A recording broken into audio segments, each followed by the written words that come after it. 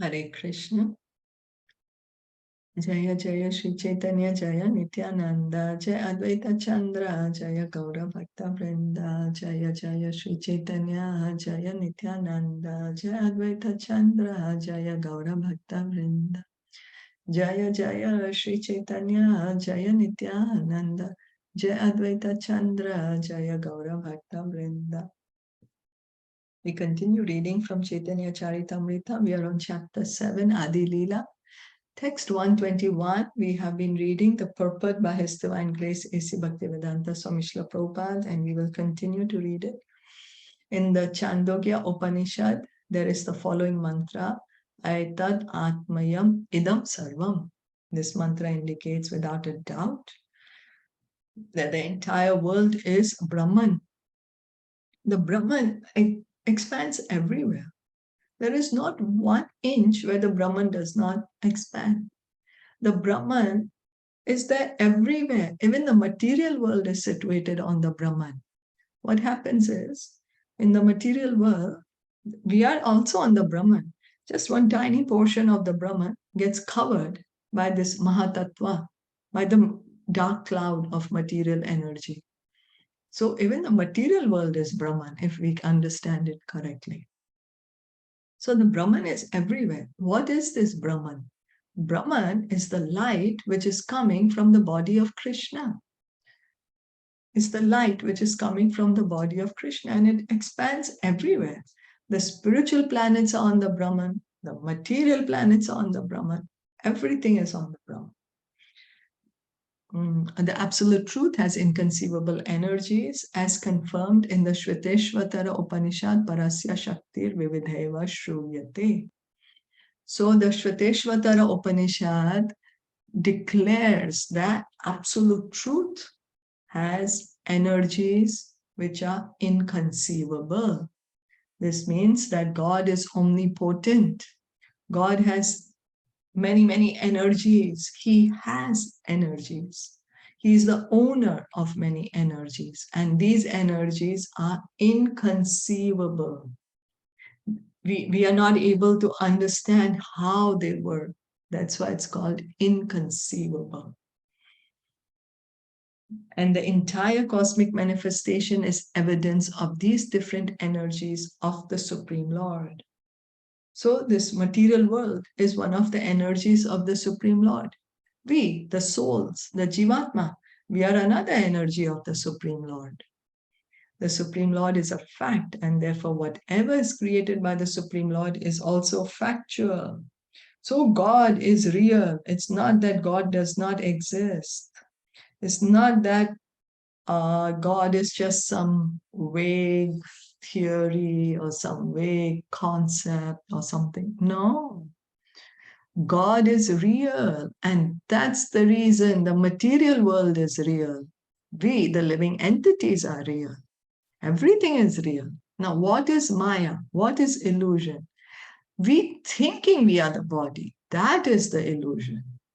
Right now, we are in the body. We cannot say, no, I am not in the body, that I am in illusion. Our illusion is that we are thinking we are the body. We are very much inside the body right now.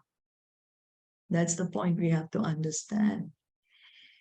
So everything is, because many people say, oh, this world is not real. No, it is. It is, but it is temporary. We thinking that this world is our permanent residence. That is Maya. We thinking that I am this material body. That is Maya. So everything is true and complete, Purnam. But the original Purnam, the complete absolute truth, always remains the same. Purnat Purnam Udachyate Purnasya Purnam Adaya. So this is the invocation of Sri Upanishad, that the complete whole, the absolute truth is the complete whole, and from him so many complete units emanate, yet he remains as the complete whole. The Upanishads declare it. The Sri Upanishad has this as the invocation. The absolute truth is so perfect that although innumerable energies emanate from him, and manifest creations which appear to be different from him, he nevertheless maintains his personality. He never deteriorates under any circumstances. So there's so many universes coming from Krishna. Doesn't mean that Krishna does not exist. As we heard the example yesterday, a father and mother have so many children. You know, they might, before people used to have 10 children, 12 children. Dhritarashtra had 100 sons. So it doesn't mean that the father doesn't exist anymore just because the children came from him. No, the children remain individuals. The father is also an individual. Similarly, we, spirit souls, we are individuals, and God is the supreme individual. It is to be concluded that the entire cosmic manifestation is a transformation of the energy of the Supreme Lord, not of the Supreme Lord or Absolute Truth himself, who always remains the same. So this is something we need to understand. Where does this material world come from? This material world is the energy of God. Is the energy of God. It's a transformation of his energy. It's not his transformation. It's a transformation of his energy. That is the point to understand. That we have not created the material world. God has created the material world. The material world is his material energy. We, the jivas, the souls, we are his spiritual energy. We have a spiritual form. We have spiritual names. We have spiritual identities. The material world and the living entities are transformations of the energy of the Lord, the Absolute Truth, or Brahman, who is the original source. In other words, the Absolute Truth, Brahman, is the original ingredient, and the other manifestations are transformations of this ingredient. So why does the soul exist? Why? Why do we exist? Why does any jivatma, why does it exist? Why does the material world exist? Why does the material energy exist? Why? Why does the spiritual world exist? Why? Because God is there. God is the cause of everything and everyone. Now, who is the cause of God? No, God has no cause. He is Sarva Karana Karanam, cause of all causes. When we say source, what does it mean? You know, source of water. We say the source. The source has to be one. There's not that many sources. If there are many sources, then we have to understand how these many, how come, where are all these many sources? Where are they getting it from? Then we have to do further research. Source has to be one. Original has to be one. It's not that, oh, everything is origin. How can be everything is origin? No, that is God, original source. In other words, the Absolute Truth, Brahman, is the original ingredient, and the other manifestations are transformations of this ingredient. This is also confirmed in the Taittiriya Upanishad 3.1, Yato va imani bhutani jayate. This entire cosmic manifestation is made possible by the Absolute Truth, the Supreme Personality of Godhead. So this world exists. Why? Because God created it. The spiritual world exists. Why? Because God created it. We, the jivas, the souls, exist. Why? Because God exists. That's why we exist. So this is the point we need to understand. Because modern society is taking us away from God. And that is where the problem comes. When we remove God from our lives, that's where all the problem comes. We simply have to bring God back into our lives. We simply have to become God conscious, Krishna conscious. So in this verse, it is indicated that Brahman The absolute truth is the original cause, and that the living entities, jivas, and the cosmic manifestation are effects of this cause. The cause being a fact, the effects are also factual. They are not illusion. So we, the jivas, the soul, we are not illusion. We exist. It's not that our consciousness is illusory. Not that just because right now I'm the body, I'm thinking I am and I exist. And once I give up the body, then I will not exist anymore. No, I will continue to exist even after I give up the body, because the soul is eternal. The material energy is eternal. Why? Because God is eternal. They are not illusion. Shankaracharya has inconsistently tried to prove that it is an illusion to accept the material world and the jivas as byproducts of the Supreme Lord, because in his conception, the existence of the material world and the jivas is different and separate from that of the absolute truth. So, if we say that the material world does not belong to God, then we are making a big mistake. We are not able to understand the origin of the material world. We are not able to understand the position of God. If we say that the souls are not part and parcel of God, we are making a huge mistake, because then we are not able to understand the position of the soul. We are not able to understand the origin of the soul.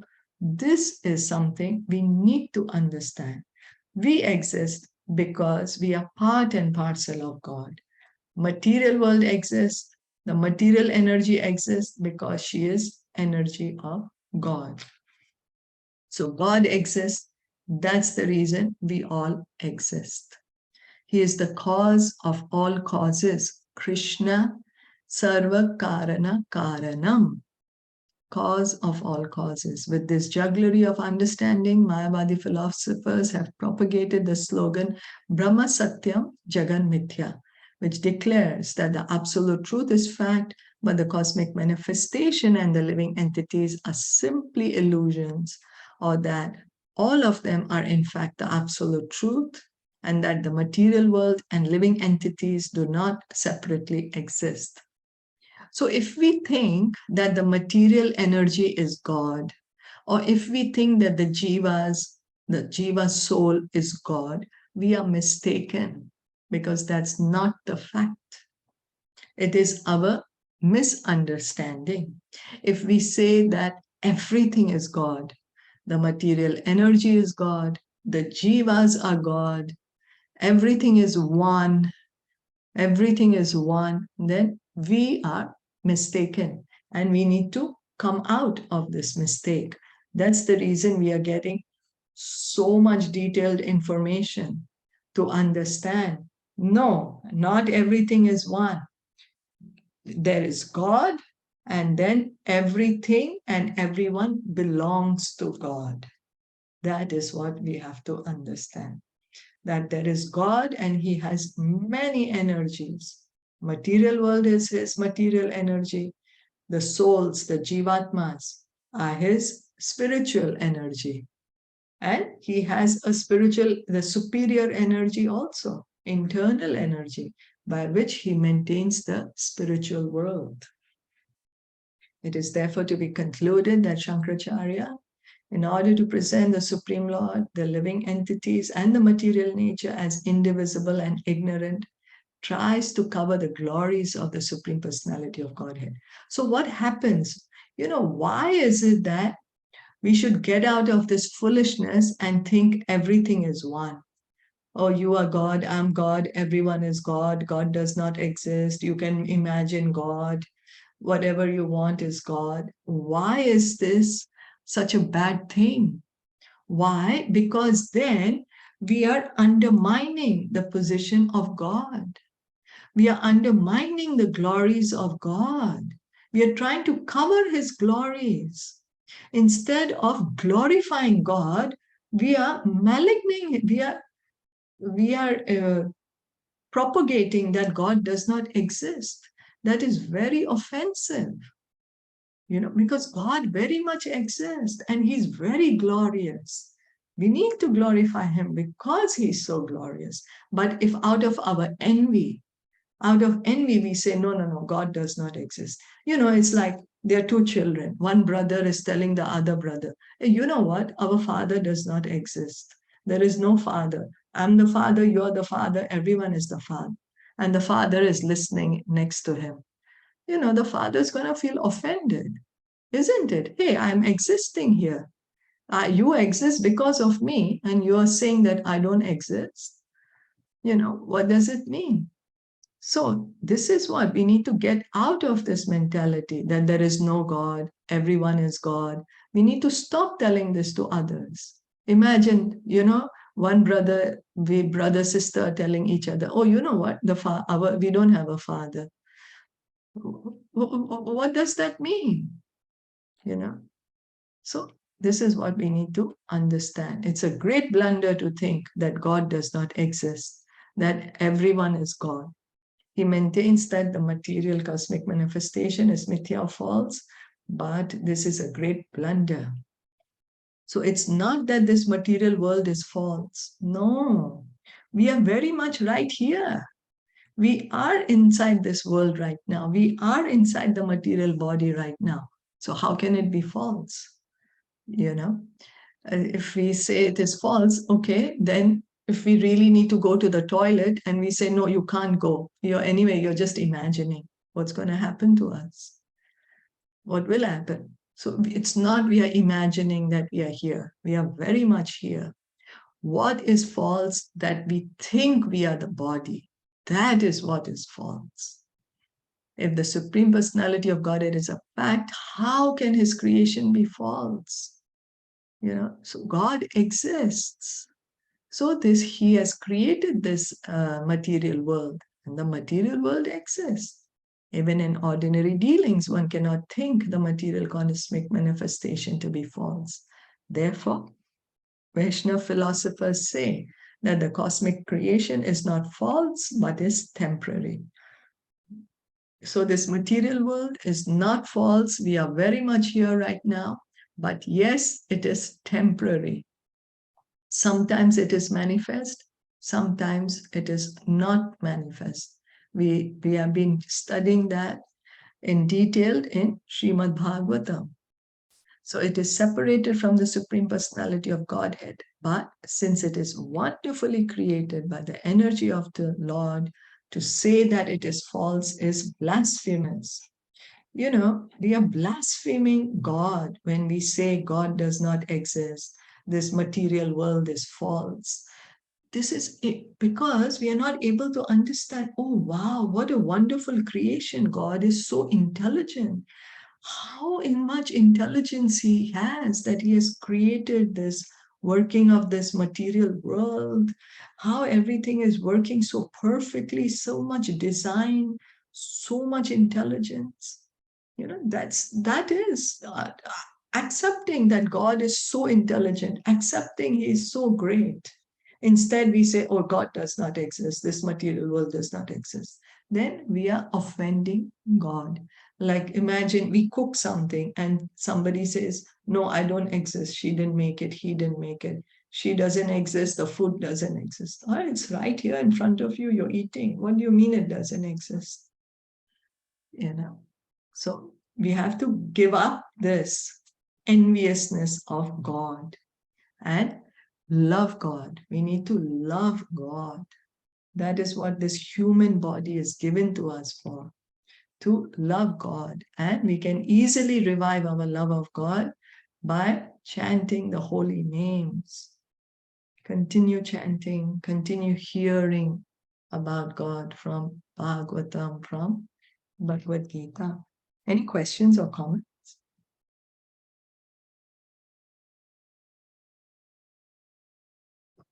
If no, then we'll stop here for today. Caitanya Caritamrita ki jai, Shilpa Prabhupada ki jai, Gaur Bhakta Vrinda ki jai. Hare